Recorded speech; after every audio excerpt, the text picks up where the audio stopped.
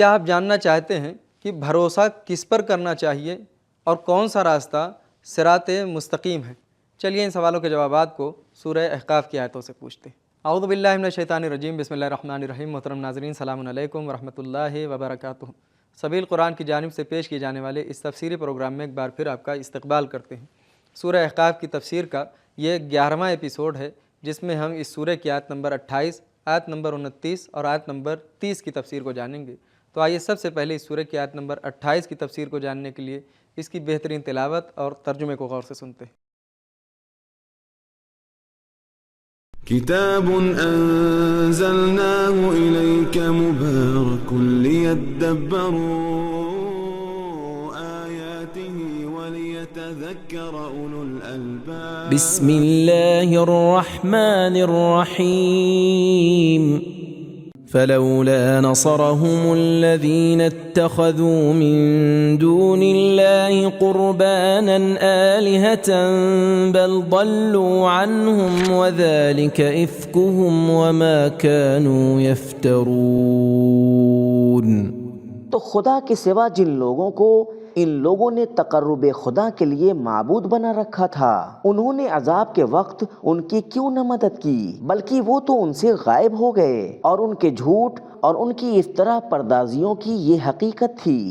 بہترین تلاوت اور ترجمے کو سن لینے کے بعد اب آئیے اس آیت کے پیغامات کو بھی غور سے سنتے ہیں۔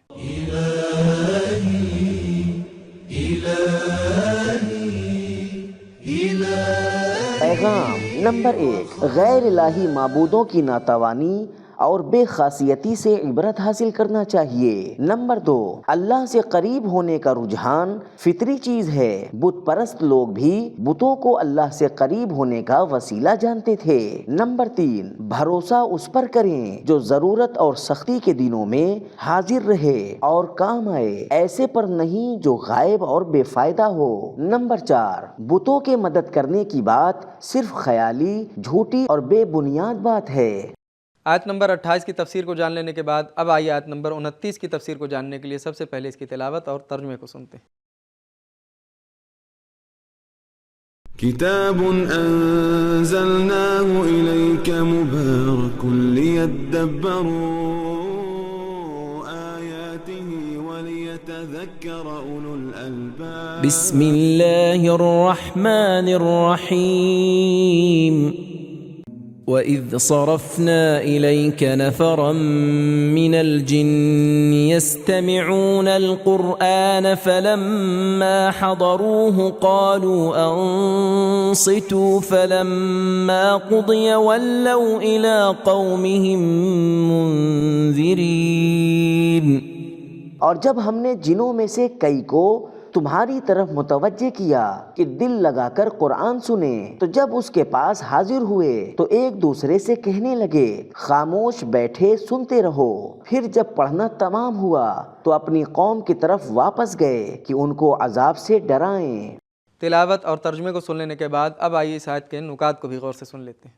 کتاب انزلناه الیک مبارک لیدبروا آیاته ولیتذکر۔ نکات: قرآن مجید سے آشنائی عقل مند انسان کی سوچ کو کھولتی اور وسعت دیتی ہے۔ قرآن مجید میں ارشاد ہوتا ہے شعور اور ارادہ رکھنے والی مخلوق صرف انسان نہیں ہے بلکہ دوسری مخلوقات جیسے جن انہی شرائط کے ساتھ زیادہ عقل مند ہوتے ہیں۔ اس آیت میں شاید مشرک اور گمراہ انسانوں کی طرف کنایا ہو کہ جو خود کو عقل کل سمجھتے ہیں کہ اگر تم لوگ اتنی ساری آیتیں سننے کے بعد بھی ایمان نہیں لائے، مگر جنات صرف چند آیتیں سن کر ایمان بھی لے آئے اور ان آیتوں کے مبلغ بھی ہو گئے۔ نکات کو سن لینے کے بعد اب آئیے دیکھتے ہیں کہ یہ آیت ہمیں کیا پیغامات دیتی ہے۔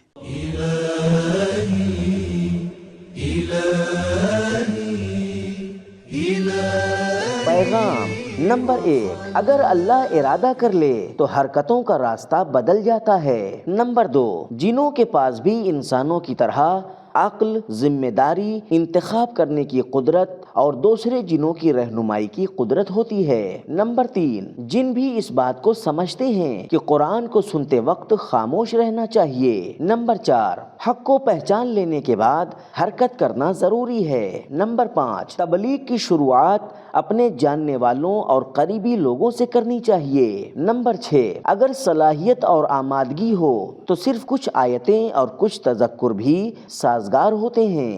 نمبر 7، جنوں کی سماجی زندگی ہوتی ہے۔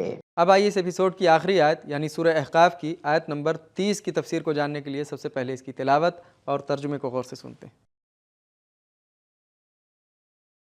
كتاب أنزلناه إليك مبارك ليدبروا آياته وليتذكر أولو الألباب بسم الله الرحمن الرحيم قالوا يا قومنا إنا سمعنا كتابا أنزل من بعد موسى مصدقا لما بين يديه يهدي إلى الحق وإلى طريق مستقيم۔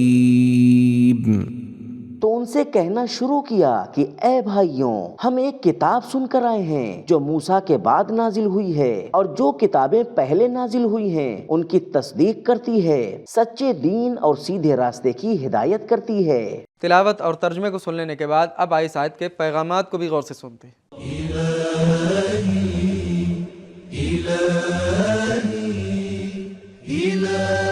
پیغام نمبر 1، انسانوں کے نبی جنوں کے بھی نبی ہیں، اور جنوں میں سے کچھ جن اپنے سماج میں دین اور انبیاء کے قانون کی تبلیغ کے ذمہ دار ہیں۔ نمبر 2، جن انبیاء کی تاریخ اور آسمانی کتاب سے آشنائی رکھتے ہیں۔ نمبر 3، جن آسمانی کتابوں کے مضامین سے آشنا ہوتے ہیں۔ نمبر 4، آسمانی کتابوں کے درمیان ہم آہنگی ان کی حقانیت کی دلیل ہے۔ نمبر 5، جنہوں نے صرف کچھ آیتیں سن کر حق کو سمجھ لیا، لیکن ابو جہل اور ابو لہب جیسے انسان سالوں نبی کے ساتھ رہے لیکن حق کو سمجھنا ہی نہیں چاہا۔ نمبر 6، حق کا راستہ صراط مستقیم ہے، ایسا راستہ جو درمیانی راستہ ہو اور ہر طرح کے افراط و تفریط سے دور ہو۔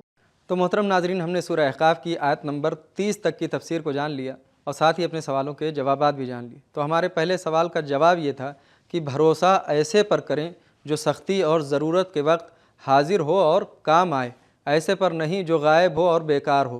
اور ہمارے دوسرے سوال کا جواب یہ تھا کہ حق کا راستہ صراط مستقیم ہے، ایسا راستہ جو درمیانی راستہ ہے، جو ہر طرح کے افراط اور تفریط سے دور ہے۔ تو یہ تھا ہمارا آج کا ایپیسوڈ۔ ملتے ہیں اگلے ایپیسوڈ میں، تب تک کے لیے شکریہ، خدا حافظ۔ سبیل قرآن، قرآنی سماج کی پہچان۔